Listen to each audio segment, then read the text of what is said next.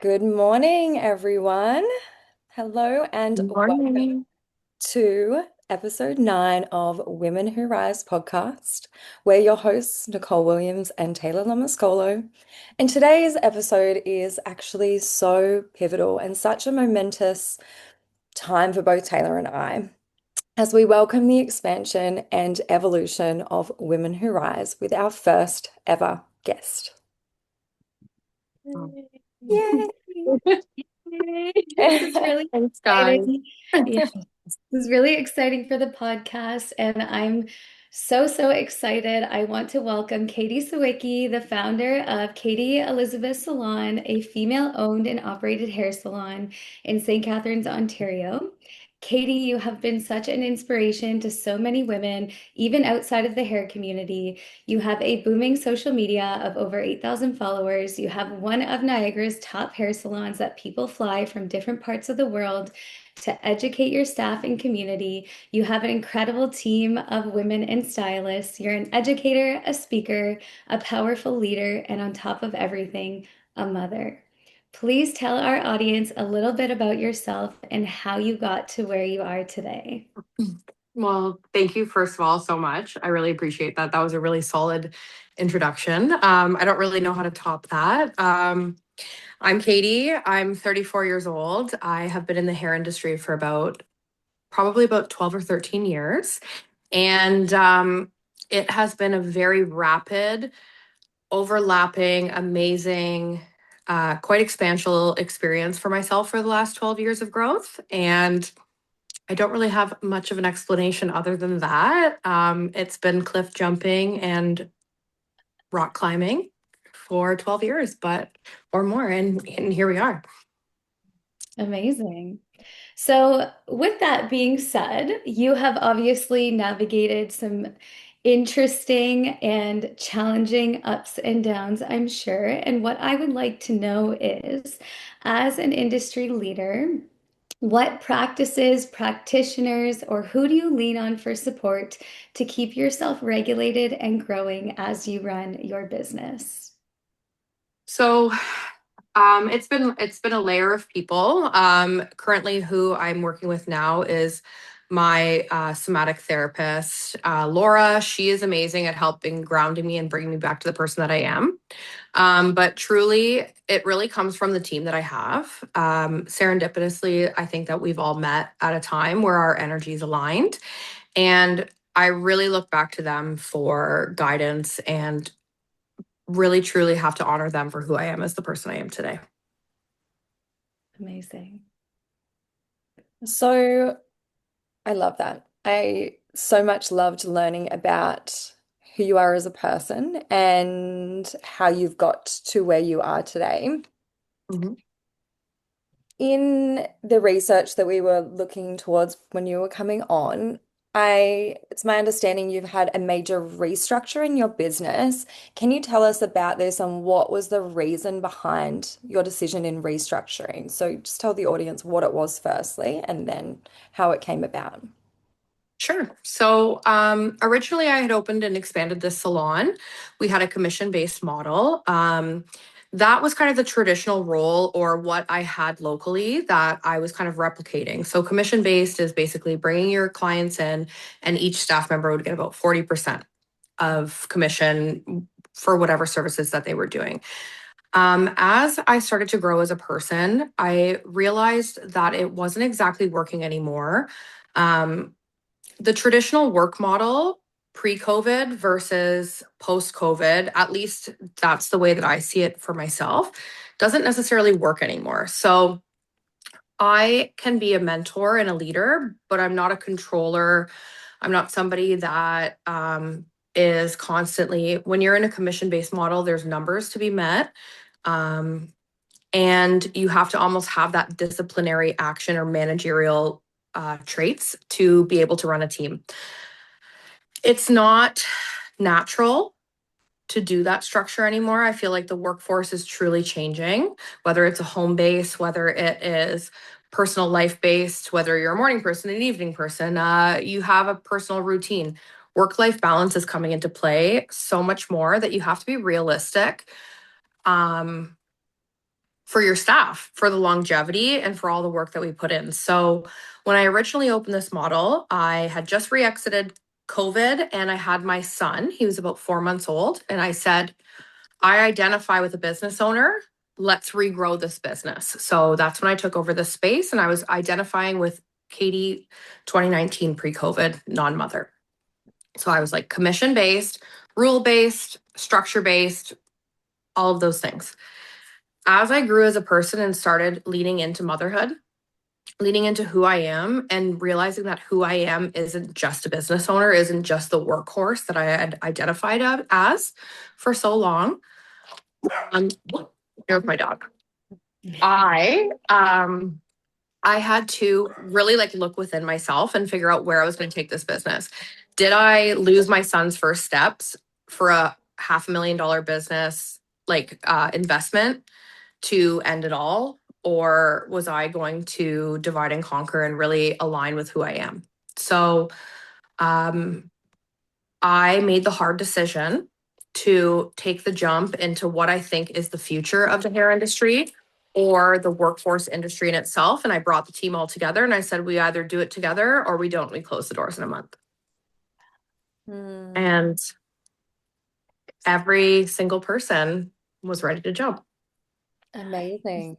Mhm. It sounds exactly like what most industries are needing, especially post-COVID, rather than that the separation. It's that community within communities. Mhm. Yeah, 100%. yeah. It's They a say the new age hair salon it's no more so as like commission. There's traditional models of commission and then there's modern models of commission, but the industry leading is more so of a co-op standard where we all are a communal base of bringing something into the team. You can't actually technically evaluate a hair salon. It doesn't exist. So unlike, you go to a fast food restaurant, you can evaluate because you can replicate the same burger at 30 different locations. You can't replicate the human. So to the law, there's actually no replication of a hair salon or no way to equitably evaluate the value of a business because it's based off of a person and all the people in it. So that's where we had to go and that's what we had to do. Such an interesting point you make there because I feel like there's a lot of services that would be the same. I know, like for me and my cosmetic injectables business, it's the same thing. People, yes, come to me for a service. However, they come to me as a person for that service because that's what Yes. it's attached. So interesting. Yep. Hmm. Yeah. I literally got goosebumps when you said that. I was like, oh my God.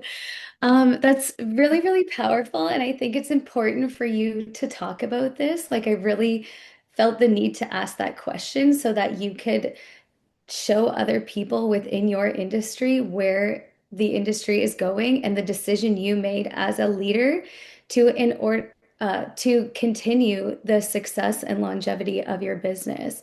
And I think it's important to note the fact that everybody was on board when you made that decision, which is a strong indicator of the level of community and empowerment that you have created within your business in order to keep it thriving. So, congratulations, Yeah, Thank Katie. you. Thank you. absolutely. You're welcome. So, in many industries, there are financial seasons of flow and slow. How do you navigate these changes to ensure KES and your team still thrive throughout every single season? So that's one that I think we're continually navigating. It has been difficult.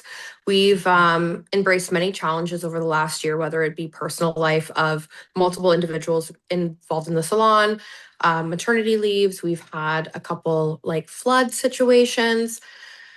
How you navigate this industry personally is I find that this industry can be let off of ego. I find that this industry can be let off of so many different things and the idea to the consumer is the how expensive and the affordability of this service is and the best quality that I think I have as a leader and a business owner is honesty and being humble and being able to confidently speak about why our prices are the way that they are in a confident way of honoring my business, but on also being able to comfortably explain to the client like why the services are the way that they are, but also not being afraid to tell the girls to either hustle, promote something, put the work in. We have this ego in the hair industry. And sometimes it's all about the light and the glam and the highest end and the this and the that. When really, when it comes back to it, for us as a team at KES, we love our people and our community that we've built. And we're not looking for a certain type of person. We're looking to fuel the community with everybody. And that comes from all different budgets, life spaces, anything. And I think it's like humility and being humble and also willing to have that hustle in you that continually drives, I guess, our communal revenue and our busyness. Amazing. What do you do in sort of, I've seen you before, your strategy when you sell the $200 gift cards for $160, I think it is. Mhm. And then can you explain that strategy and what that does for your business? Yes, it's honoring the people that continually support us. It's our Yeah, way of saying thank you on big moments of the year, which is our anniversary year as well as Black Friday. yeah, The strategy behind that is appreciating and honoring and discounting essentially, or working for the clients are willing to invest and continually support us by offering, the $40 discount on the 200. But the reason behind that truly is that we're 3 years into this expansion. The business opened in 2019, but the expansion was in 2022. And if anybody knows anything about business, it takes about 5 years to take off. And I have no shame in saying that we go through low points in January and February. And our Black Friday sale is to help protect us in January and February. And we thank the ones that do, we thank the ones that keep us open. And I have no shame in saying that our business has ups and downs as we grow. So the honor and the discount truly is for the community that we've built, and they invest in us to continue us at staying open and thriving. And that's going to be something that we always honor because the people, the people that supported me 12 years ago are still sitting in my chair, and they deserve to be thanked for allowing me to have this career because without them, I wouldn't. mhm. Mm, Amazing. that. Yeah.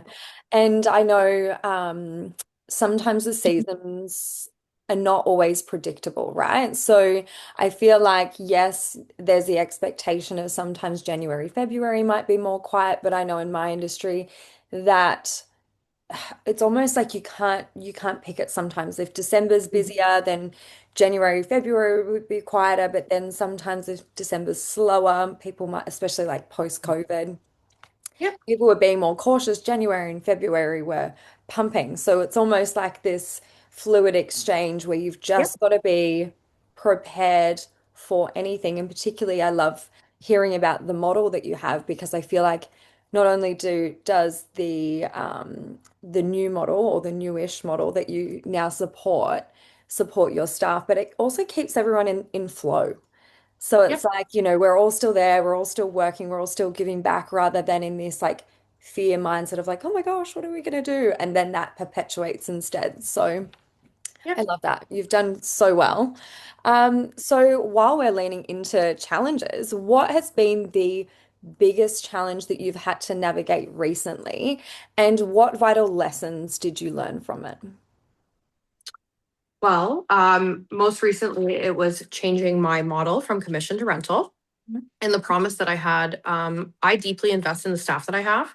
So the interview process isn't lackluster. It is a very serious, it's more of a personality interview. And I truly believe that every person that I take on in my business is somebody that I'm going to take care of and love as somebody that it's almost like somebody that I see like my younger self in that I want to help them grow in this industry. So essentially, when I had to make the decision that was best for myself in this business to reframe to a rental model, I knew that some of these young girls, some of them have been through some serious hardships. I don't know if they were necessarily ready to take on the role of a business owner at that time in their life, but I needed to ask that from them.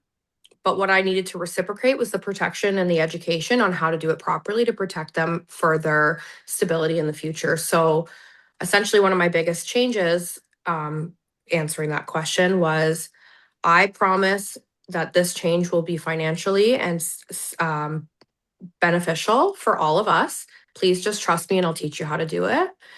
Um, and that's been one of the challenges, is showing up every day, making sure that I honor that promise to my staff. And if they believe in me this big with their lives, I better show up every day and be 10 out of 10. Yeah, I love that. Mhm. I love that. I think that, and you know what that did as well, Katie, was it pushed you, like it initiated you into a deeper level of leadership. Mhm. Like if those, it's such a beautiful reciprocity between you and your team, because Mhm. if they wouldn't have said yes to you, it would not have initiated you into this level of leadership, right? This Mhm. is, I believe, this is inevitably and naturally where your business was supposed to grow into. So it's like you guys are working in tandem and help, and in them initiating you into a higher level of leadership, you have now supported them in becoming who they were always meant to be as well. And I think that's such a beautiful, it's like I've said this to you before. I don't really know anyone who just does it quite like you. So once again, Thank you. yeah, absolutely. Like, thank you for sharing like how you operate in your business behind the scenes, because I think it's such a powerful example and model for other business owners in your industry. I think one small thing that owners forget is, the girls are responsible to get the clients in the door, but my job as an owner is to maintain the staff in the space. And if you don't humble yourself and remember what each level of stylist, what each moment was like, the second that you get that ego, like, your business is done, right? There's going to be so many ebbs and flows in regards to economy and, ups and downs within the space, business, trending, this, that, whatever. But like, if your staff doesn't believe in you and your staff doesn't trust you as an owner, like, what do you really have? Mhm. Yeah, I think a lot of people could resonate with having a boss or two that has not respected their quality or what they give.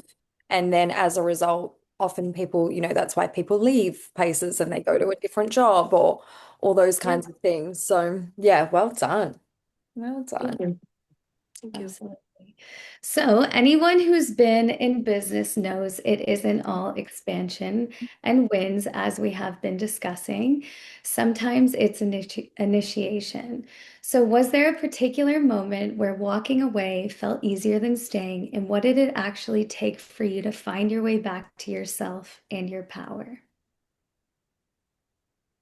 That's a good one. Yeah. Um, in my past, I opened another business prior to this one, and you identify with who you are developmentally as the person where you're at, like, in your own healing, right? So the business that I previously entered had, I guess, essentially the glam that I wanted it to, but it didn't have the emotional resignation that I wanted. So I poured myself into something that I thought would align or reciprocate with the ideal person I wanted to be, but it didn't reciprocate with who I truly was. So I actually did end up having to walk away essentially from a prior business, but it also was walking towards the realignment of like who I truly am and who I want to be in this industry. Like, sometimes this industry can have like a very clean sticker label of like what you're supposed to be. And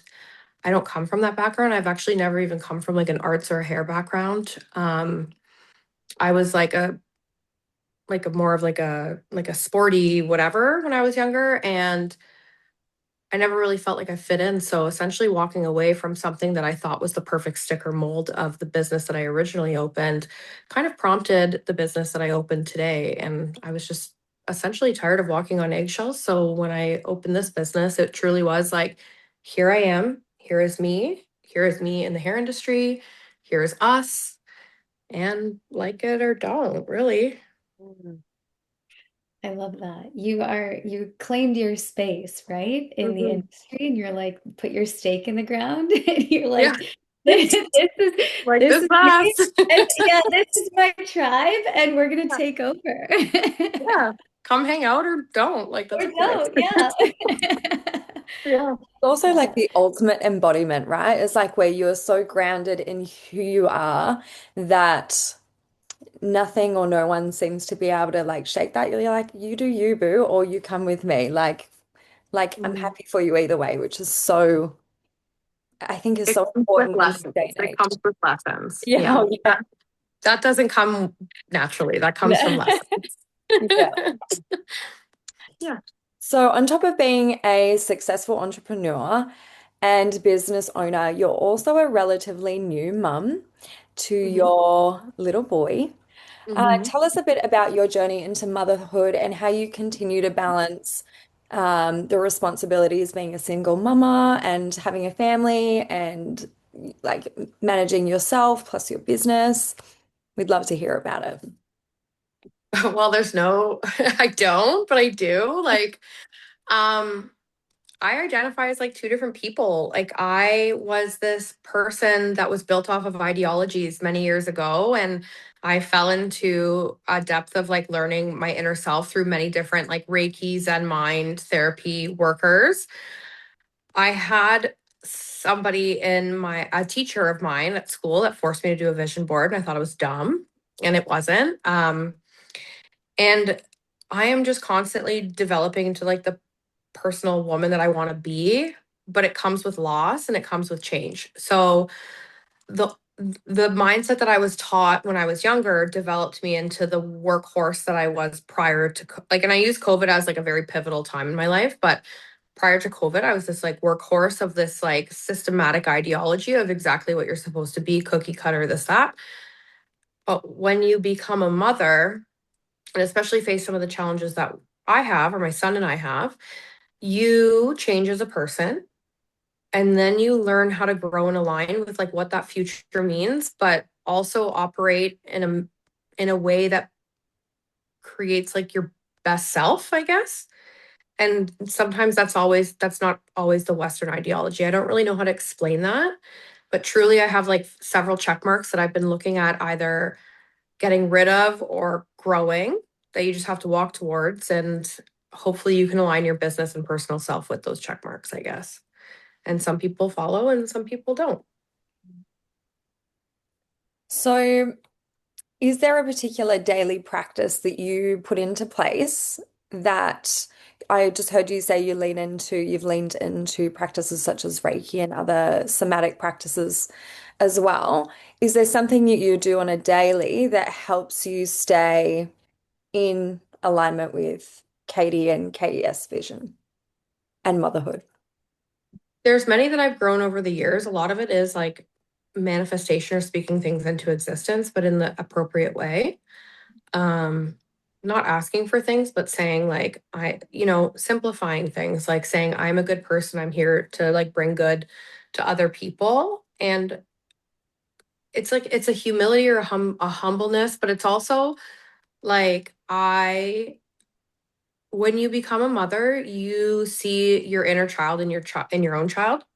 So like I want to practice that my son's light will never be dimmed the way that mine was. And he deserves the best version of me and his family and his dad and everybody, that he is so deserving of parents that have the ability to heal. So I really don't know. Like, yes, there's so many practices. I can say therapy, meditation, working out, working hard, but really it's just the main focus of like my kid's getting what I don't because I love him that much, or what I didn't because I love him that much. Mm. I just got full body truth bump. So, Yeah, like that's just honest. I don't know. yeah. So, aside from being a mama, There's a lot of common stigmas around professionals within the hair, beauty, and cosmetology industry that, people are typically uneducated, lower income earners, or that they may be superficial or shallow. However, Katie Elizabeth Salon has completely obliterated all of these stigmas through the ecosystem that you have created within your company. So, as a pioneer for the hair industry, what is unique about KES and how have you paved the ways for others to see what's truly possible? This has actually been like a common topic this week. So we, first of all, when I opened this space, I was like, I'm done with coming to work having anxiety. I'm done with feeling like I have to look a certain type of way. And I celebrate, I remember always being controlled, like you had to wear black, you had to look a certain way, you had to dress a certain way, you had to talk a certain way. So sometimes I just like fucking with the system where like I like to hire people like all different. Like I don't care who you are. Like I don't care if you're nothing like me or you're something like me.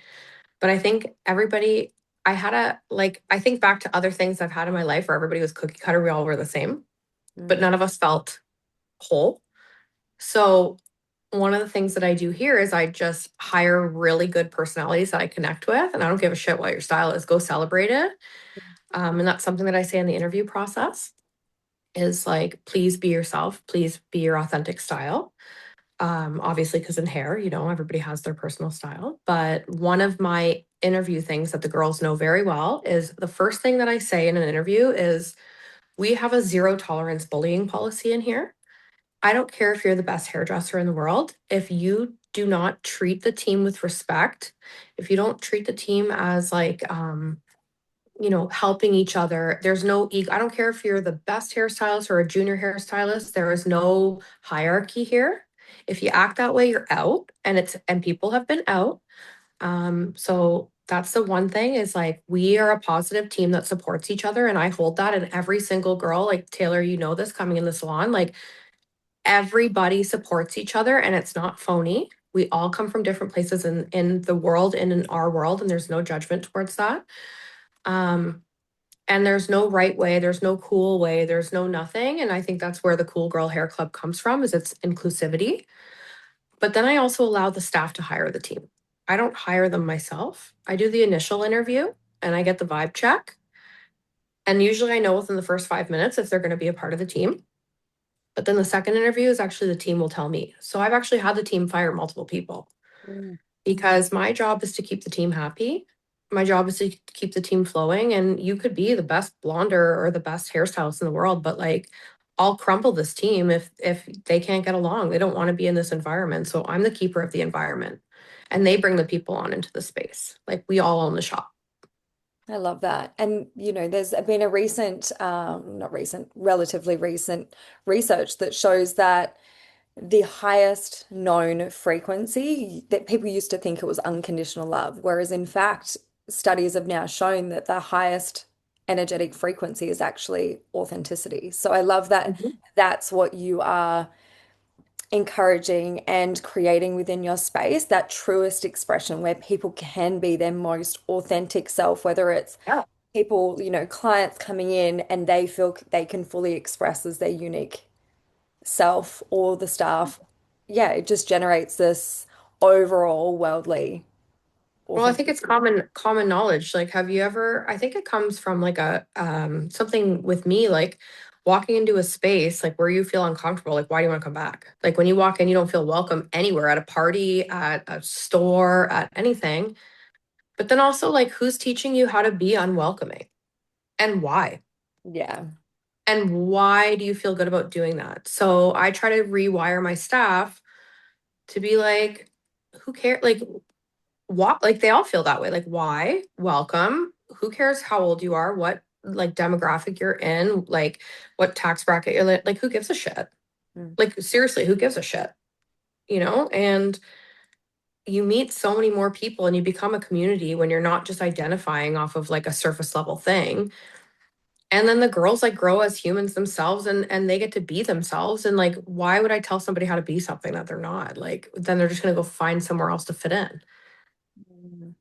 So that's why nobody, like, I'm proud to say, like, I don't think like our main girls, like nobody's quit. Mm. Like we're all happy. Like, and I'm thankful right now. And I know changes could happen, but like we've been through lots together and we're all here sticking together. Mm. So that's because they get to be themselves and come to work. So good. Yeah. Very So inspiring. yeah. You know what I actually see is like, Katie, you have this really strong mother archetype. So the way that you create the safe space for the other women to be themselves is something they often have not received from their own mother. And Hmm. you might be able to relate to this, and I know I can relate to this. And someone who, and the fact that you identify as a bit of a disruptor as well, just signifies that you're not just running a business and making money and even teaching people how to be good at hair. Like you are quite literally changing the frequency of this Hmm. planet through the work that you're doing. Yeah. I Like, believe that. I believe yeah, that. yeah, you are Yeah. like just creating that safe space for people to be open and authentic, and just the way that you oversee and even just how you allow them to make decisions. Like there's no control. It's very open. It's such a strong um, it's like you're rewriting what motherhood and the mother archetype is supposed to be like on this planet. And Yeah. that's just what I keep like seeing as you continue to speak, and the way that you are conducting your business and the way you're leading the women in your community. So I just want to commend you for that, because the work that you're doing is actually so much more impactful on such a bigger level than just Mhm. business. Yeah, I think my journey on this earth is like really to like when you go through hard things in life, you could go up and you could go down. You could just become cold and you could become angry, or you just like, there's just part of me that just like, if you heal other people, like the good energy comes back. And I think that that's like something that keeps me going. And that's the thing that holds responsibility to my heart, why I show up every day is, each girl that sits in these chairs that I'm looking at has a story. And like part of that story is built from the responsibility of this team in this space. And like, my favorite thing to see is like how they walk in for their initial interview and how we connect and then who they are today. And like that heals me. Like that heals what I've been through and it excites me like to kind of give back, as cheesy as that kind of sounds. It's like really kind of, it's not really about the hair, it's more about like the impact that we make with so many people and the changes that we actually do every day, right? And then each of these girls do that to other people and it just keeps going. So Yeah. It's definitely the law of reciprocity, right? Like what you put out is mhm. what you give back, right? Or vice Yeah. versa. So, mm, Yeah. Amazing. So aside from all these amazing things that you are doing, you are also an educator. So tell us more about this and what opportunities you have attracted as a result of this. So, with the commission change to rental, I started to realize like ownership doesn't necessarily exist in my world anymore, control and ownership in regards to the commission. So, I started really having to do some inner work, realizing that like I'm not an owner, I'm more of a mentor, which has led me to having opportunities for currently, I'm rewriting one of our local big colleges hairstyling programs that hasn't been updated in a long time. And that really led me to realizing that like I'm more, again, like I'm more of a teacher mentor. Um, so essentially I've been kind of going around to colleges, high schools that have kind of hired me or taken me on. But really, again, like it's not so much about hair, it's just like telling my story and how I got to where I was. and like re-inspiring people because like my life, I moved out when I was 19 and like it's, you have these stories and they're not always silver spoon. And but that doesn't mean that you can't put your mindset. Like I could have went 10 different ways and I just decided to not, like, and you just don't for your own self, right? So I kind of lead with trying to inspire people because when I look at different people, I almost can like sense them energetically. So I find those ones in the room and I'm like, oh, I'm going to inspire you today. I'm going to get you good. Like I'm going to motivate you, and that's what you do. And then it just kind of like keeps rolling from there. And I think that's how I've had these opportunities is people see themselves in me and that's how we connect. Mm. That's amazing. I feel like you are the perfect example of a woman who chooses to rise Mhm. every single time. It's like you truly, like you said, you could go a million different ways, but instead you choose to rise for yourself, for other people, for your family, Yeah, for the world, right? And I think that's just such an amazing leadership quality that you have. Mm. thank you. I try. There's people in the background holding me up too. I can't take all the credit.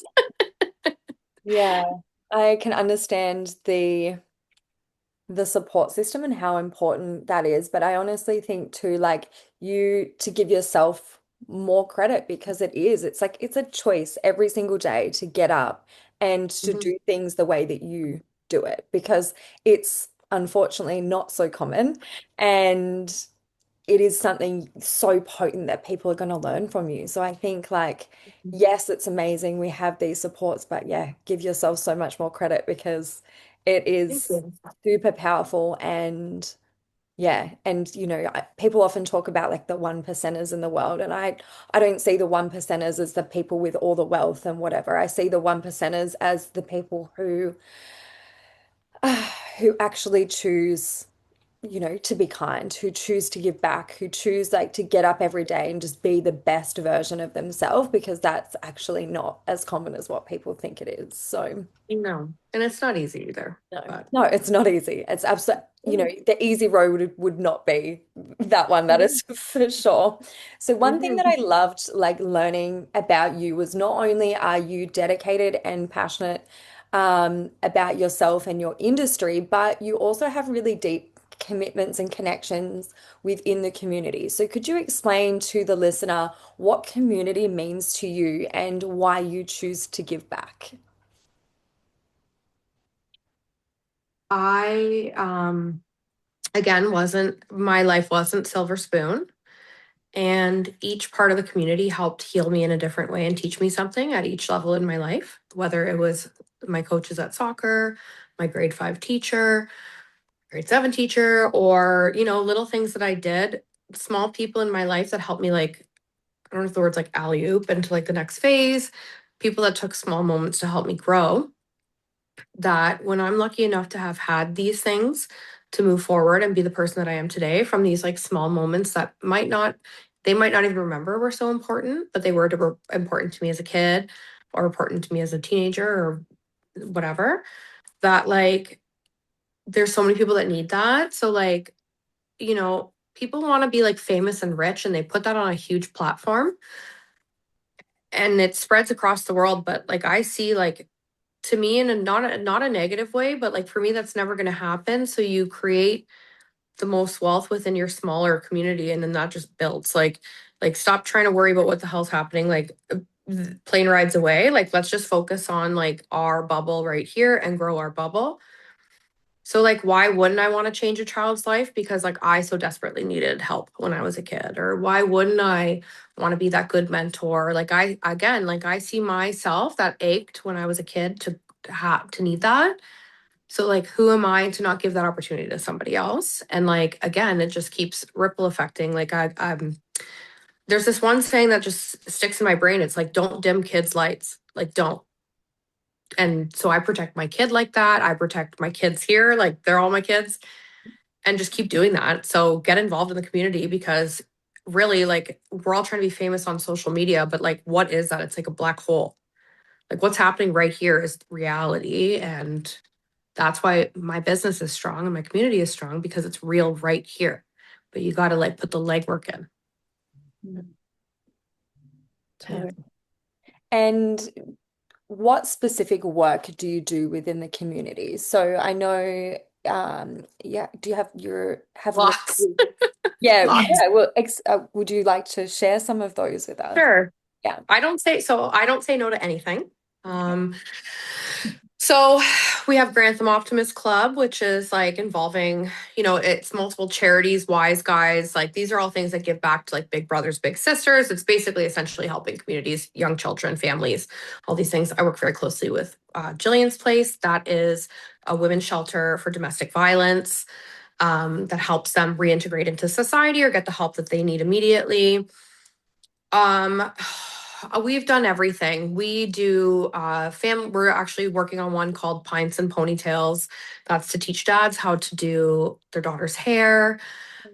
We are also doing one of my girls teaches an educational class on how to work with curly hair for their children to teach the moms and dads how to style their hair. But we like do it all, getting back into the colleges. Like if somebody like, I don't know, I just like you don't say no to anything. There's been lists and lists of things that we've kind of gotten involved in and we use that as our advertising. But truly it's like mainly like any charity that asks us. But right now we're currently supporting Jillian's Place, which again is women leaving bad situations, reintegrating into society with their children in safe ways. So you name it, like our salon is very supportive of all of it, really. I can't think off the top of my head. No, that's perfect. I love the variety of everything that you're doing, like not only for domestic violence or victims or families, but also like the more getting parents involved with their children, like learning Mhm. that because it's I feel like sometimes, there's 101 books out there of how to be a parent, but who as a parent actually has 5 minutes to stop and read any of them? So Mhm. doing like an actual activity where they can sit down and be present, I think is Yep. amazing. But then like, Mhm. get specific feedback or insight or learn a lesson with your child there is phenomenal. So Yeah. done, Yeah. done. One of the hot topics in the hair salon, actually, in Niagara specifically, so not speaking anywhere else but here, is I'll never forget a story where it was my first hair salon. A mother came in and her children um, had extremely curly hair and she did not. So she asked to get a haircut. And the person at the front desk, again, long time ago, said, "We don't cut that type of hair." And it really confused me because no matter what, or no matter who you are, where you come from, like you either have straight hair, curly hair, wavy hair, whatever. Like, why would I go to school and only learn how to do blonde straight hair? So that was something that was quite shocking to me in Niagara, which is essentially why we're rewriting the curriculum is they only teach you on straight hair in Niagara. They don't teach curly hair. And it was really shocking that I have a mother that's white and she had to take her kids somewhere else. They couldn't come to that hair salon. And I was like, what the fuck? Like, what do you mean? So we've really focused on integrating that and creating an open conversation that sometimes can feel uncomfortable in a small town like this or a small area like this, where it's like, yeah, do you need help like learning how to deal with like even Taylor's hair type? Like, and that's the thing is like everybody can go so shallow, but like everybody should know how to do curly hair, textured hair, straight hair. And that shouldn't be such an awkward topic to talk about. So we've kind of tried to open the conversation of being like, yeah, do you need help like learning how to like how like style your child's curly hair because you don't know how? Like that's fine. Come on in, we'll teach you. Yeah, and I know nothing about hair other than my hairdresser is amazing. And every time I walk in there, she always says, "What do you want now?" I don't know, you just do whatever you do, right? So Yeah, to me, it wouldn't even be like it wouldn't have even been a thought that would have crossed my mind that you could even walk into a space like that and be declined a service because of a type of hair that you have. I would just assume in my novice self that everyone in the hair industry would know how to deal with all different styles. But yeah, as I said, novice for the industry. So I'm so glad you are in this space and rewriting how one, people perceive differences, and then two, like learning about all the different types. Because like you said, we're yeah, such multicultural society. Not everyone has that straight hair. Goodness, if I could have curly hair. Me too. I know. I want it so bad. But I hear stories where when they were kids, they're like they didn't feel confident like, and again, I'm just speaking about my area specifically because we're growing, right? So Mm, they didn't feel comfortable because they're like, oh my gosh, I've had curly, frizzy hair, and how do I help myself? And that's just another way of like opening the conversation to be like, mm, we know how, like, let's come on and help you, and not making it just embracing I don't know, just embracing all of it. Like we should know how. That's my mm. job. Like, not just one hair type. Yeah. And is that something that all of your hairstyles, because I know you say every person that you have in your business that they have their own unique expression. So if someone did come in with super curly hair, do you have one stylist that like that's their specialty, or are you specific in making sure everyone is trained in everything? Both. We have one girl that specializes because she really enjoys it, Mhm. but it is mandatory for every single person to know how to do all hair types. That's the way that I run. Like if somebody like that's the way I run my business. People ask me who does your hair. I say anybody at the salon because they wouldn't work here if I didn't trust them doing my hair. Mm. So if you work here, you are expected to know how to work with all hair types. You are expected to be fluent in we don't speak about politics and religion, but we welcome everything. So you need to make sure that you are culturally appropriate. We have something called the safe space. So women that wear hijabs that can't, like, you need to be fluent in these religions and these practices because all types of people come in, and you need to make sure, like, one of the things that we do here is two things that we learned since we opened up was I didn't know what it was called oh my gosh, I'm forgetting what the word is now.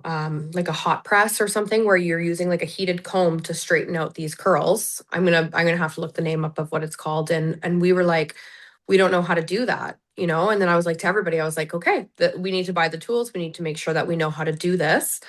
But then also there's other religions that they need to collect the hair to take home after the haircut. You can't just like you need that room to be clean so that other hair isn't in the room.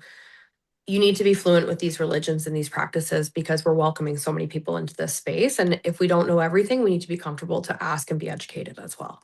Mm. Yeah, interesting. Again, it's like something that I would never have even known about. So well done in Mhm. being actually across all these different cultures. And I think all comes down to communication, right? Like just having the conversation with the person, like, not being afraid to say, like, do you have any specific cultural needs or anything Yep. like that? And then it just makes it such a more inviting and welcoming place. Yeah. And not being fearful to have that conversation. Yeah. Yeah. Yep. Yeah. Katie, can you explain to our audience what the safe space is all about? Yep. So the safe space originated. I have a best friend that's from Bosnia and his family's Muslim. And when I had my small boutique salon, I could never do his sister's hair because I couldn't guarantee that a man wouldn't walk into the space based off of the area that we were in. And I never realized like how detrimental that was. Like part of their religion is that when they have to take their hijab off, that a male other than their family can't see them without their hijab. So I would have to go to her house to do her hair. It was always inconvenient for both of us because she lived here, I lived here, whatever, whatever. So I promised her, I said, one day when I open up a bigger space, I will have a space for you where you can just book your appointment and come on in. That developed into many other different things where people with anxiety or overstimulation, breastfeeding, cancer, hair loss, anything. Like they just needed this space to just have privacy. And some people like being out busy on the floor when we have 20 of us out here. And some people need their privacy and just get their hair done. And, not all times at hair appointments are all glamorous. Like sometimes we're dealing with women going through chemo or alopecia or, you never know. Like sometimes people are just crying and they need a space to go. Like, so we have this space that is just for them and us if we need that space, really. And I think everybody should have it, right? And yeah, it's just kind of like just growing and like learning people and having something for everyone, Mm. right? If somebody said, like, I don't want to turn away anybody. So if I was like, hey, I can't do your hair because there's a guy in the salon, we need a space for that, and we need a space for if you're uncomfortable taking your wig off or breastfeeding. Like, you don't need to do that in front of 20 people. If you need the privacy, take the privacy. Like, who cares? You know what I love is that you talk about, you're like, obviously we need a space for that, but how many other salons actually have a space for that? Like, just for anyone listening, this is like it's curtained off. It has its own chair, its own mirror, its own little seating area. Am I right? And a sink, yeah. And you And a can open the sink. curtains, close it, whatever you want to do.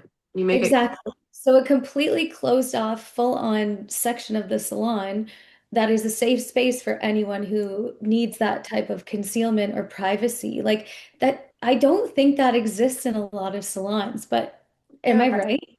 I'm definitely not the first to do this. Yeah.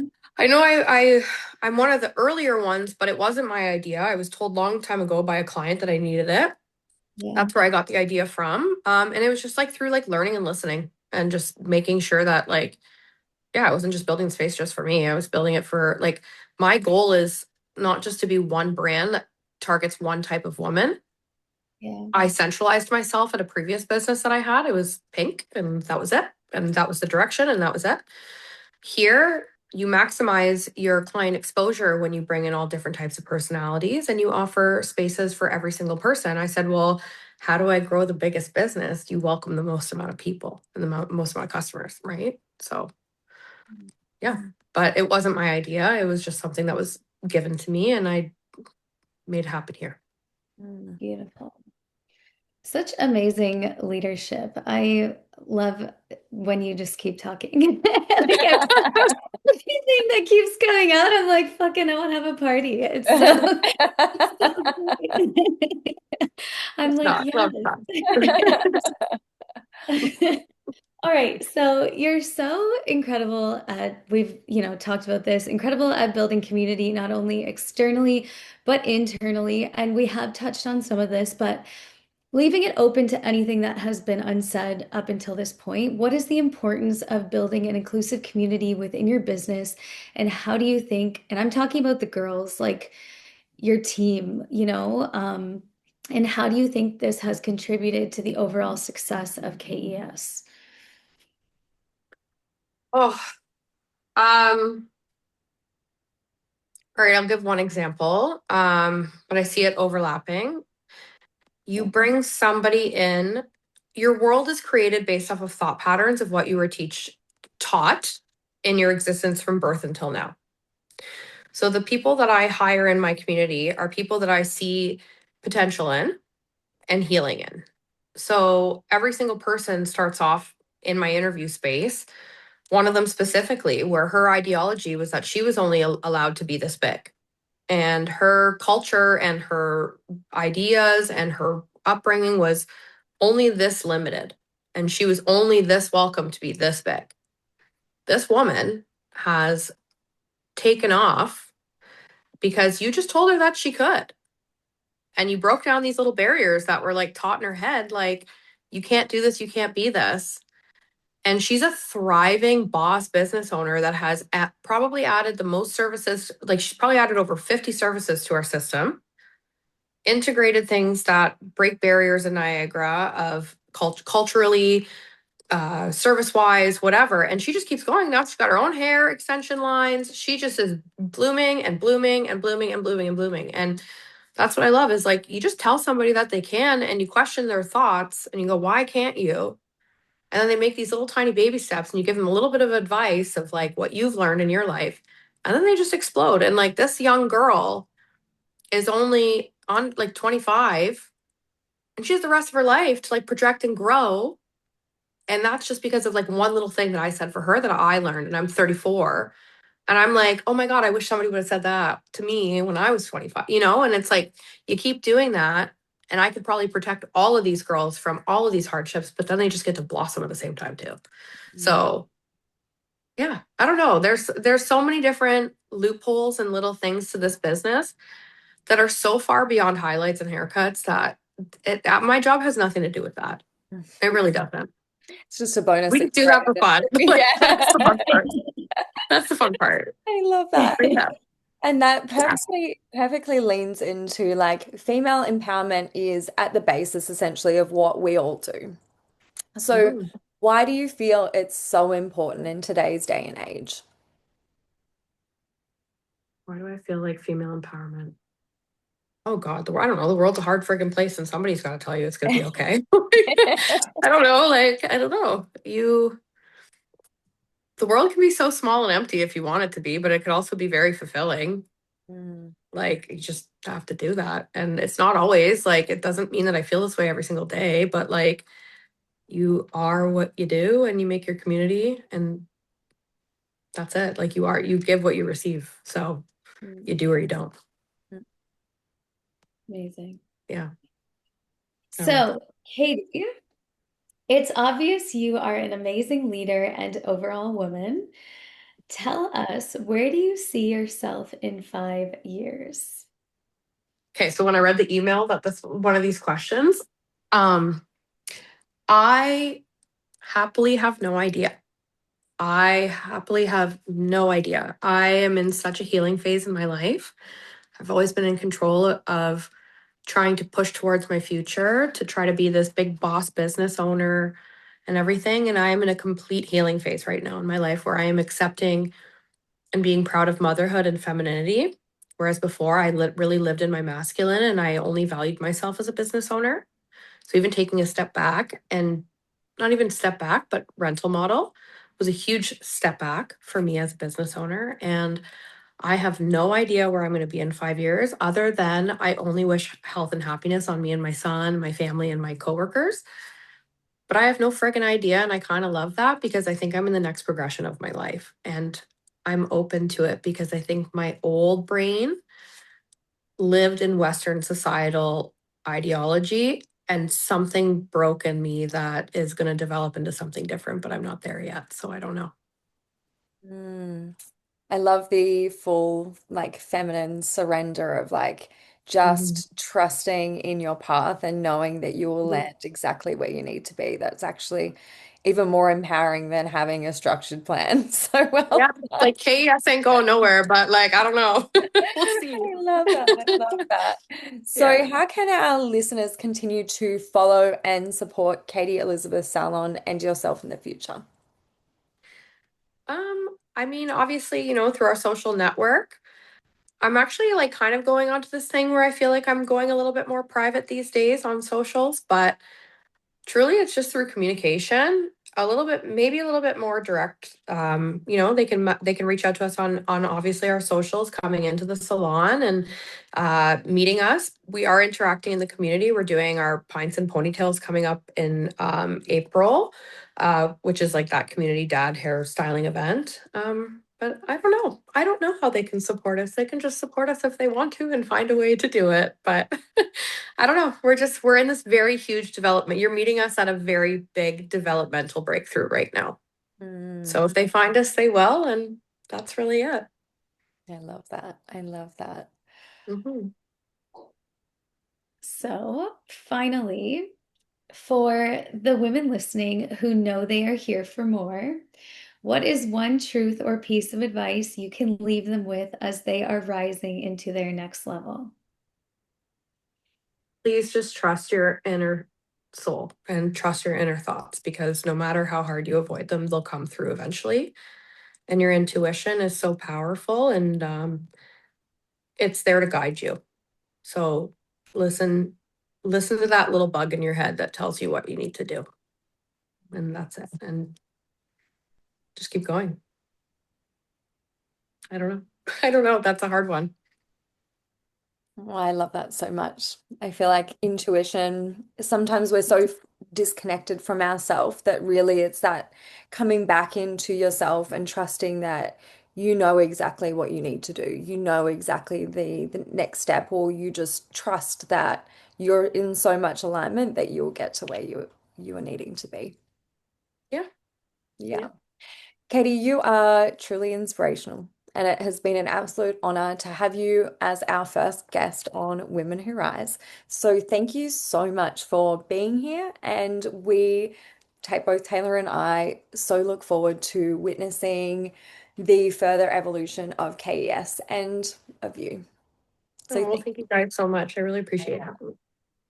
Thanks, guys. You're very welcome. Thank you. And as always, we would love for this is for our listeners. We would love to hear how this episode landed for you in the comments. You can follow us on Spotify and hit the notification bell to receive instant access to all of our new episodes.